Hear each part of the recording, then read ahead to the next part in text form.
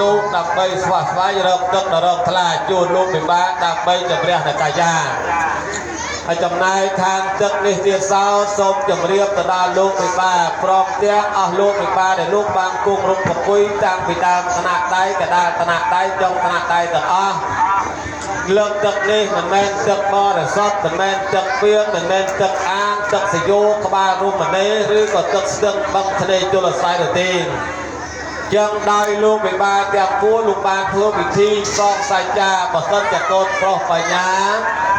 និងកូនស្រីខួយជាគូគប់ភ័ព្វវាសនាពីអតីតជាតិមែនសូមឲ្យគ្រួសារសុខចម្រើនមង្គលទៅស្វះស្វែងរកទឹកនេះដើម្បីទៅជួបលោកពិបាកឲ្យទឹកនេះទៀតសោតសូមជម្រាបថាទឹកដានគូសុបរាជទឹកនៅក្រោមដើមពោធិព្រឹក្សគឺទឹកដ៏ត្រជាក់ដ៏ត្រជុំចំណែកខាងខ្ញុំបាទជាលោកពិបាកជាអគ្គពិនិត្យគិតមើលទៅឃើញថាទឹកនេះវាមិនតល្អស្អាតដល់ឡើយទេវាមានសារាយវត្តព័ទ្ធទៅជាប់វត្តតលចឹងសូមឲ្យគ្រួសារ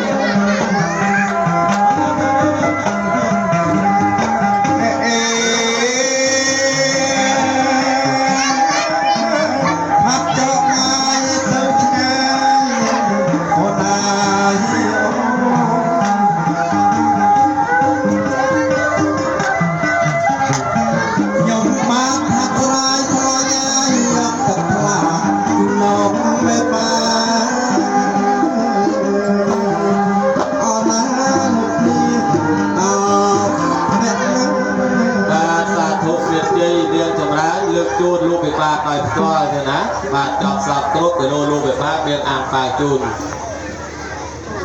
បាទលោកប៉ាបុតទទួលម៉ាក់ច័ន្ទភូប៉ះកាយដៃហើយត្រឡប់ប៉ះកាយដៃតគ្នាបាទឲ្យពាក្យនេះតិចត្រឡប់បាទដល់មើលអ្នកថត1 2ដល់នេះសូមជើងពៀនមួយជើងពៀនបាទសូមជើងពៀនហើយមើលដាក់ចំកដាលលោកប៉ា